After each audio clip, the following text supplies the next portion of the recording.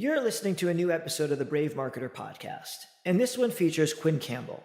Quinn is the VP of Growth at Sky Mavis, which is a Web3 tech company, NFT game publisher, and the developer of Axie Infinity.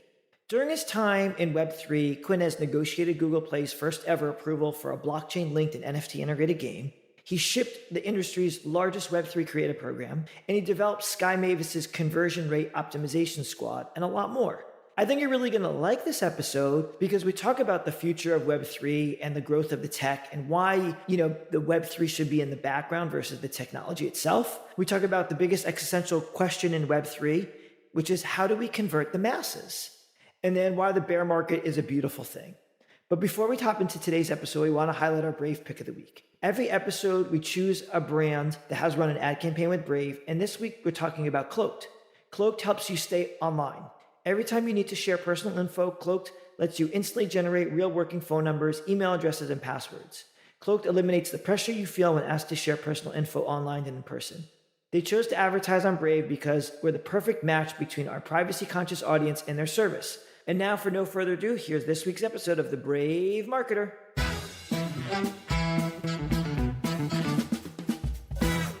Quinn, welcome to the Brave Marketer podcast. How you doing today? Yeah, doing great, Donnie. Thanks for having me on. Yeah, we're really excited to chat with you. You've done a lot of great things over your career and at Sky Mavis. So for those of us that don't know Sky Mavis, can you please give us a general overview? Yeah, absolutely. So Sky Mavis now is really a kind of a Web3 tech company. I think we were just kind of early enough that as we wanted to create games, as we wanted to create Web3 games and everything around that, there wasn't really any infrastructure there in the first place. And so just out of need, we ended up creating a lot of kind of Web3 infrastructure. And so we're positioned as this kind of Web3 tech company at the moment. On top of that, we're also now a Web3 games publisher.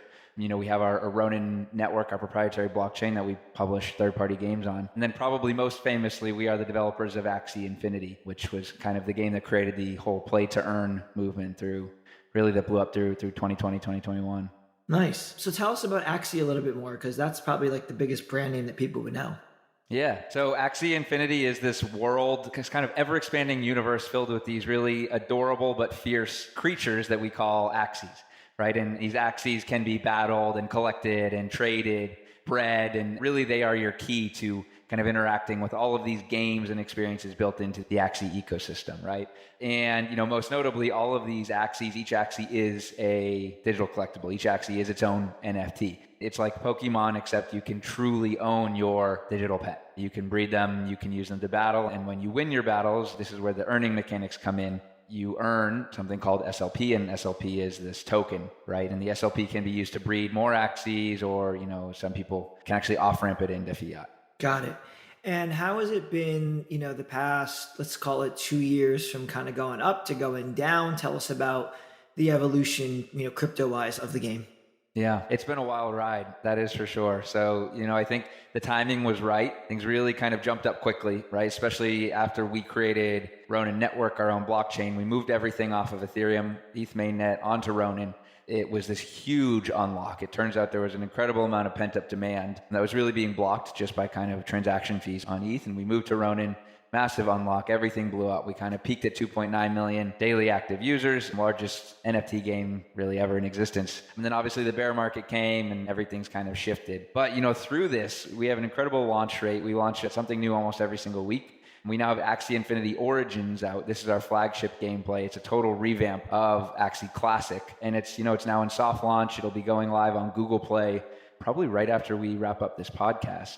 Everything's moving forward. I think a bear market is a beautiful time because it doesn't have that same frenetic energy that a bull market does. And so you can actually build, you can actually produce. Whereas in a bull market, every morning you wake up, you already feel like you're behind the 8 ball. Yeah, it slows everything down so you can actually think and be like, all right, let's be strategic. So it's not like, during the bull run, it's like just so crazy. And it's the same thing with like advertising revenue over at like Brave, it's like in the bull run, everyone's like, I want to advertise, I want to plus up my budget, like I want to go crazy. And like our sponsored image calendar is full and like there's tons of push notifications and on Brave News and we just launched search. And during the bear market, it's very much, they're still running, but it's just a lot slower, like the response time slower, the budgets are lower, less clients, and you're kind of waiting for the next run up again.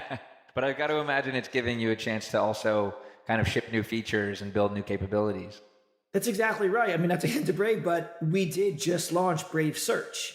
And so, I mean, would we have done that in the bull market? Sure. I think we were right on schedule, but it allows us to be very strategic about that launch and who we're going to let into the beta, which categories, how they're doing, the data analysis that goes along with it. Right. I don't think that people are searching more or less during a bear market. So that's kind of helpful for it. So what they're not doing is they're not, necessarily searching as much for crypto brands and signing up for new accounts. So that hurts the crypto brands, but they are, searching, for other things. And we're off to a really awesome start. Like in just the past 2 weeks, we've already launched like nearly 10 campaigns, and it was just like, it just started. That's so awesome. it's been great. So that's what's exciting about Brave, but why don't you tell us what's the most exciting thing you're working on right now? Yeah, I think there's probably even a couple parts to that. I alluded to one of them already. It's getting access to the main app stores, right? There are really only two trusted global app distribution platforms in the world, and it's Google Play Store and it's Apple App Store. Both of them have policies that are very harsh towards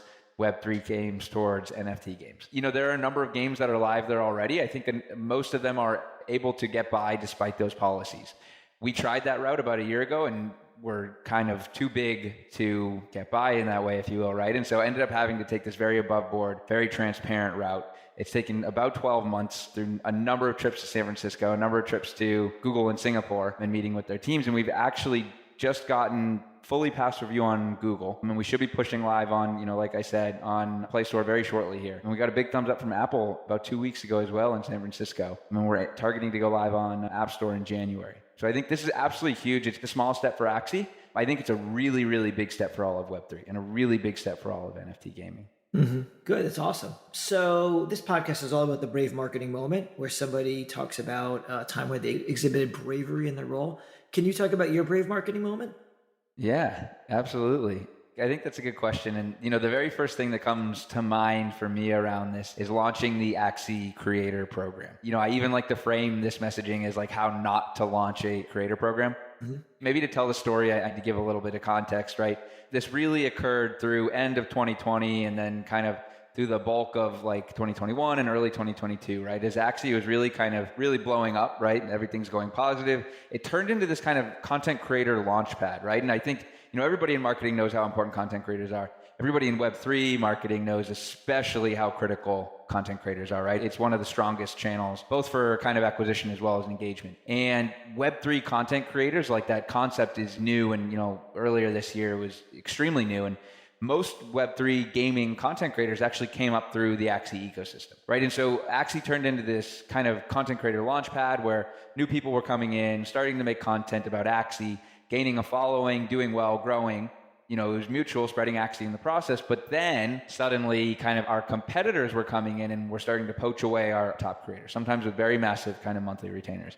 And so we had basically a retention problem, a content creator retention problem. We stopped and we said, okay, we absolutely have to fix this. What do we do? Let's figure it out. We went and spoke to all of the top kind of Web 2 gaming creator programs, right? We spoke to Supercell. We spoke to the folks at Riot, right? We spoke to the folks at Epic as well. And, had a lot of really interesting chats. And what it really boiled down to was like, you guys got to pay your content creators. That's what everyone else is doing. That's what you've got to do. And so, we spent probably like 2 months kind of in the lab building this in darkness, and then thought we had an absolutely perfect buttoned up program ready to go.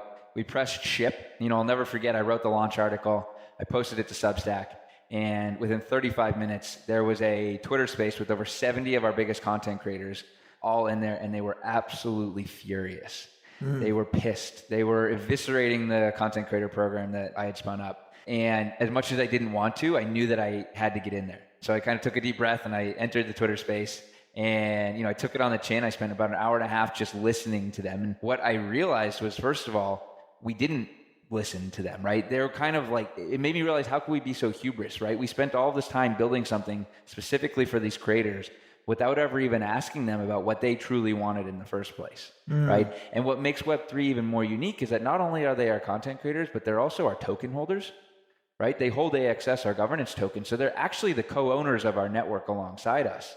We built something for them, and they're our co-owners, and we never let them behind the curtain. Yep. And, and they were so pissed that we never included them. And it turns out, so, we said, okay, great. I hear you. We trashed the program. We said we're going back to the drawing board. We spent about 2 months trying to fix this. We even brought on a key community group to help us do a bunch of diligence. Turns out none of them even actually wanted funding in the first place, right? What they really wanted was recognition and access. Better recognition from Sky Mavis, from Axie Infinity, and more access to like behind the scenes and what's going on. How the heck did we miss that? Right? How could we have been so hubris? We did I think well over 80 hours of one-on-ones and diligence with key content creators and key community members. We built hand in hand with them the entire way. Finally relaunched again a couple months later, and it's been a huge hit. And now we actually have over 2,500 Web3 content creators in our program and in our CRM. There's no way to actually fact check this, but I'm quite confident that is the single largest Web3 content creator CRM in existence. And it never would have happened without this kind of really big failure in the first place, but it was a heck of a learning. So that's great that you kind of went in, you re-engaged with them, you listened to them, you talked to them, you spent the time, it wasn't just like making a quick fix. It's like you really invested back into it, and it seems like it's paying off. Is it still growing today, the creator community? It is, yeah. It's still growing. It's one of our most active channels on our Discord. We use it to bring new creators in, as well as to kind of bring new people who are already in our community that want to become content creators. It's also a great tool for that. We worked with a group called NAS Academy as well to create kind of the Axie Content Creator Academy, where we kind of paid scholarships for 200 people who weren't creators to learn how to become creators. So it's become a great tool. We absolutely solved for the retention issue that we had. But now we're turning this actually into a user growth, DAU growth, as well as player retention tool. So, we solve for creators. Now we're aiming it in a new direction, and it's looking pretty fruitful on that as well. That's awesome. That's good. So let's talk about Web3. How do we convert the masses? What are your best ideas so far to get even more people into the Web3, ecosystem? Yeah, I think it's a super important question, and I'll share how we're thinking about it. But Donnie, I imagine you speak to a number of Web3 projects as well, and would love to hear any reactions or if you've heard different strategies, right? Sure. We're taking a slightly different approach than a lot of the other kind of growth leads that I speak to. I think especially in the gaming space, a lot of NFT gaming projects are going after existing Web3 users. We know existing Web3 users monetize pretty highly, or at least that's a strong thesis. But there's not a hell of a lot of them, right? And so people are kind of fighting for this one small pool of users. We're at Axie not actually focused on acquiring existing Web3 users. We want to position ourselves as a faucet of Web3 users. So we've built an entire acquisition machine aimed at Web2 users, traditional users. Our thesis is, Origins, our new gameplay, it's actually free to play, right? Mm-hmm. What victory looks like in our world is my mom, she's 60 years old and she plays Candy Crush. I want her to be able to come have a Web3 experience in Axie without being scared and without even really realizing that it's Web3 because product is solved for it on the back end, right? So we're going after these existing Web2 users. Let's get as many of them as we possibly can into our laboratory. Then we can run experiments, right? And so it's our thesis that once we have them, it's through some package of CRM, through some package of marketing automation, and then through this kind of conversion rate optimization squad that we've spun up, we'll actually be able to convert these people over into being Web3 users. I would love reactions to that. Donnie. No, listen, when you were asking me that question initially before you said it, I was going to say the exact same thing. The whole idea about Web3, blockchain, even crypto to a certain extent, NFTs, is making the user feel that they don't even know that they're using it. Right. It's just making what they're doing better, faster, cheaper, So people shouldn't be like, oh, I'm doing this because it's Web3 or because it's blockchain. Right. They're doing it because it's a better experience that's maybe even more private. It's just more secure. It just works better. Right. I mean, and that's really the whole gist of technology and why it exists today. Technology allows you to do things faster and better, or just do things that you couldn't even do before. I mean, if you think about this, we're using Riverside to record a podcast. 20 years ago, we probably have to sit in the same studio together. And then 20 years before that, it wasn't even, I guess it was possible. You were doing, regular terrestrial radio. But technology has allowed us to sit at home and have great I'm in audio Vietnam, quality. you're in the US, and we can make this happen. Exactly. And so what does Web3 allow you to do? So to own a piece of the internet is a great example. And to see that rise and fall, we've all grown up playing everything from, our Game Boys or Pac-Man or Mario Brothers or whatever it was. We were never able to own a piece of the game. Right. No. And now you can own a piece of the game. And that's because of the crypto, the Ethereum or whatever you're built on. It's because of smart contracts. is because of all those things. Now, does the average user need to know that it's smart contracts or Ethereum or whatever platform it's built on? No, they don't need to know all that. All they need to know is that they can own a piece of the internet. And so that's kind of what you're saying, and we're saying the same thing. I'd want to almost respond to that. I think you hit two really, really critical points, right? And the first one is earlier in your response. I loved when you started to say, like, why would people want to use something like blockchain or crypto? And, you actually said because it's faster, because it's better, because it's more secure, because maybe it's, it's more private. I think this is where we're almost missing the mark sometimes with marketing in Web3. Those are what we should be selling.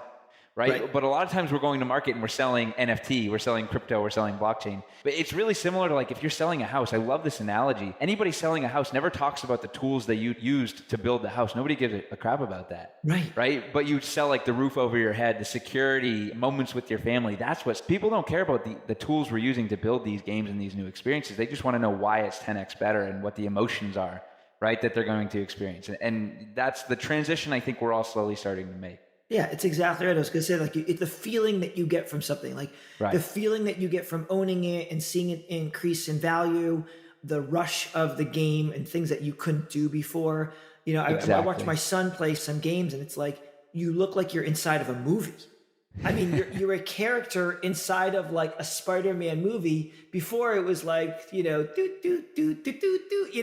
this little, they look like the old school, like, all pixelated. And it's like the feeling of immersion is really what you want. And so part of the immersion feeling is to own a piece of the game or whatever. And you're exactly right. Like, and that's why, like, Apple was so successful, like, back in the day, because they were selling, like, the why. There's a great, book by Simon Sinek called Start With Why. And when you start with why, it's like the why is the emotion or the feeling that you're going to get from something. And so the games and the communities have to do that. And that goes back to your, like, creator, community. It's like they probably felt they were being shunned, that they weren't being, their words weren't being heard. They weren't being listened to. And they wanted to be heard. And when they weren't heard, it made them feel a certain way and kind of revolted. And then as soon as you brought them back in, it all changed. It's exactly right. And in Web3, it's more critical than anything. I mentioned it already, right? But, like, the way that we like to think about it at Axie, in Web2, when you launch something new, your goal is to find your first 1 million paying users. In Web3, when you launch something new, your goal is to find the first 10,000 co-owners of your network. And these content creators, they are the co-owners of our network, right? That's why you see these 10K PFP projects like Bored Ape, right? Each Bored Ape holder is a co-owner of the Bored Ape network, right? And Yuga Labs is also this co-owner. We're all in this together. And so listening to your users becomes so critical. Yeah. Donnie, at the risk of hijacking, I'd love to get your thought on one more part. Sure. Specifically, it's ownership. When you speak to a lot of people who aren't necessarily into Web3, right, kind of normies or muggles, if you will, right, there's this weird disconnect where everybody so viscerally understands ownership in meat space, right, in the physical world, that you don't even really realize you understand ownership. It's just something that's so unbelievably basic. But yet a lot of people have a hard time porting over that mental model and being like, yeah, of course there's now ownership in the virtual world, right? But, like, it's unbelievable that we didn't even have the technology to provide ownership in the virtual world until just a couple of years ago. But now, how do you think we can do a better job of helping newbies to blockchain understand that, hey, it's just ownership. Now it's in the virtual world and it has the exact same impact.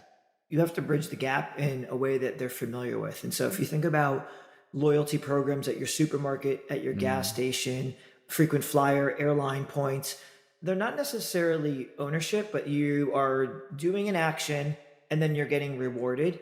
And then you own those points. You own those loyalty points. But then you can't really do anything with the loyalty points except redeem them for more miles, or when it comes to the end of the year and you don't have enough for a plane, you can use them on magazines back in the day. So I don't know if they're still even doing that. The point is that is a form of ownership.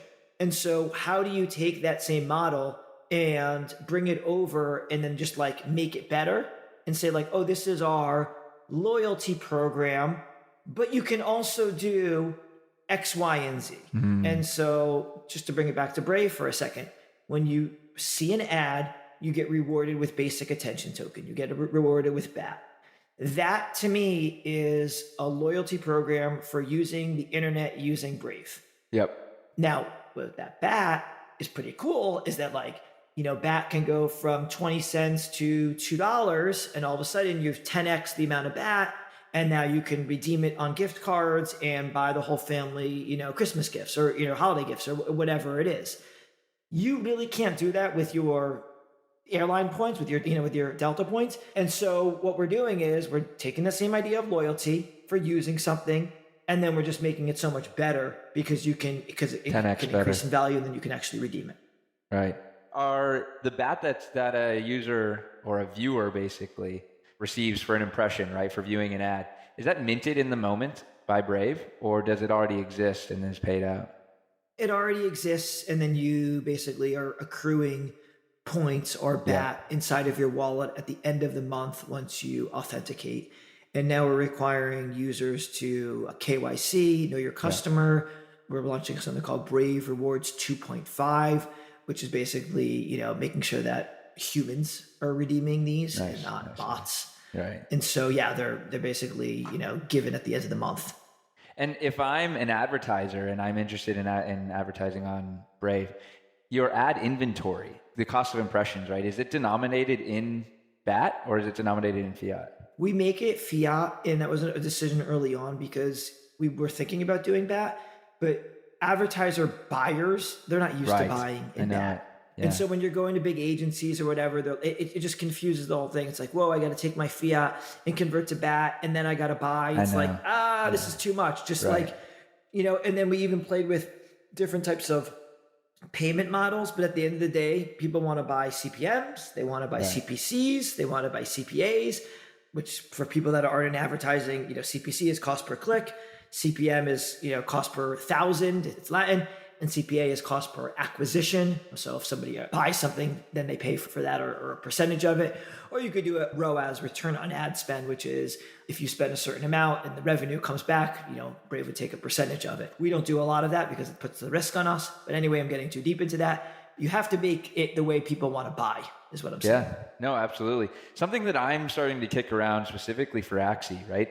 Because we are this kind of faucet of Web3 users, we're getting a lot of inbound. There's now more and more Web3 projects, and whether they're content plays like a game or they're kind of like deeper infrastructure plays like a growth tool or something like that, right? A lot of them are starting to look for ways to advertise specifically to existing Web3 users, right? And we touched on that earlier. There's also these kind of Web3 ad networks popping up as well, right? I've spoken to just a couple of them in the last maybe 2 weeks. Some of them are super interesting. And so I'm starting to think about, if there's this way where we as a publisher, right, of Axie can start to have ad inventory within Axie, but can denominate the cost of that ad space of our CPMs or whatever they may be in SLP, in a native token of Axie. It starts to get interesting because now it's another strong demand. I say strong, assuming that people want to advertise in Axie.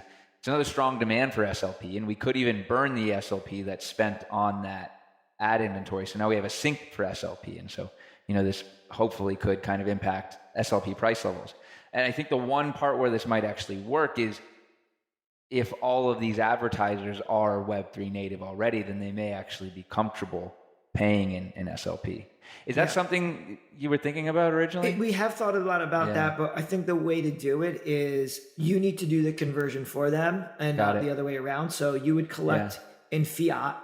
You would be the one that would convert it to SLP. Right. And then kind of buy your own inventory. Right. Because, having them go through the extra steps of buying the SLP, right, it's like they're not going to do it.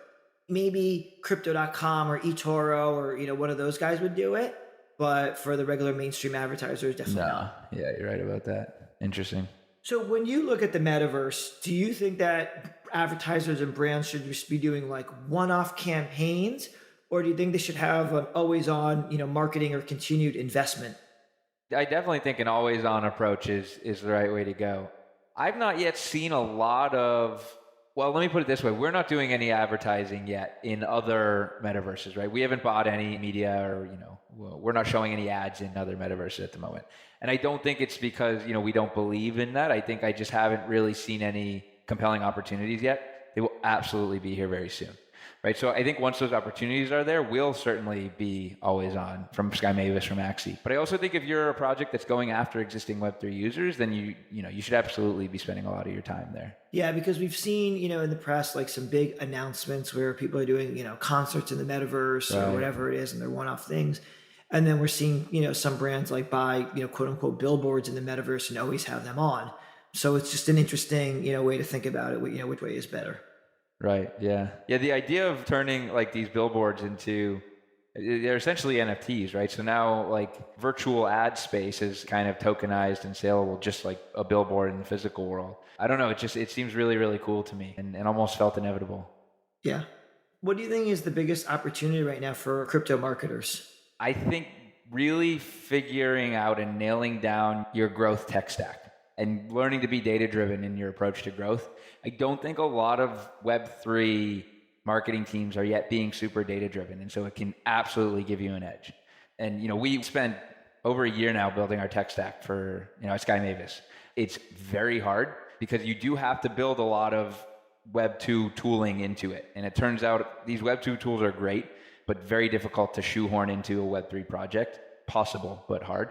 Now that that's in place, we're starting to really look at this Web3 growth tech space. And 6 months ago, I think there were 2 Web3 growth tech projects. There's now like 78. There's been this Cambrian explosion suddenly. And they're all very early, but they're all solving for some really interesting problems and are fitting into growth tech stacks in a way that are allowing capabilities that we never really had before. So I would definitely encourage everybody to go out, focus on building your tech stack, spend a lot of time starting to understand what's going on in the Web3 growth space, and start talking to some of those projects. In fact, I can point people in the right direction. There's a project called Safari with a Y, and the founder is a guy named Justin Vogel. Great guy, really bullish on their project as well. They had a tweet, I don't know, maybe a month or so ago now, and it's this thread where they cover like 70-something projects all in the Web3 growth tech space and kind of break them down by what they're doing. And I think that is an awesome, awesome place to start for anyone who's curious. Yeah. How can people that are listening get in touch with you? I think Twitter is the best way. So on Twitter, it's at smooch_Axie. So SMOOCH_AXIE. Nice. Great. Well, thank you so much for being on the show, Quinn. It was really a great conversation. I loved all the back and forth. Any last words for the listeners? I don't think so. Go out and play Axie Origins. Nice. Good. All right. Well, until next time. Awesome. Thanks for having me, Donnie. Yeah, thanks for coming on. Thanks so much for listening to another episode of the Brave Marketer podcast. 4 quick things before you go. Number 1, if you like what you've heard, it'd be really awesome if you'd rate us or write us a review on your podcast player. And if you didn't like what you've heard, then don't worry about it. Number 2, if you would like to advertise to Brave's 60 million users and have a budget of $10,000 or more, simply email us at adsales@brave.com. That's ADSALES at brave.com. And let us know you're a podcast listener for a 25% discount. Number 3, musical credits go to my brother, Ari Devorin. And finally, number 4, go use Brave at brave.com. And we will see you next time on The Brave Marketer.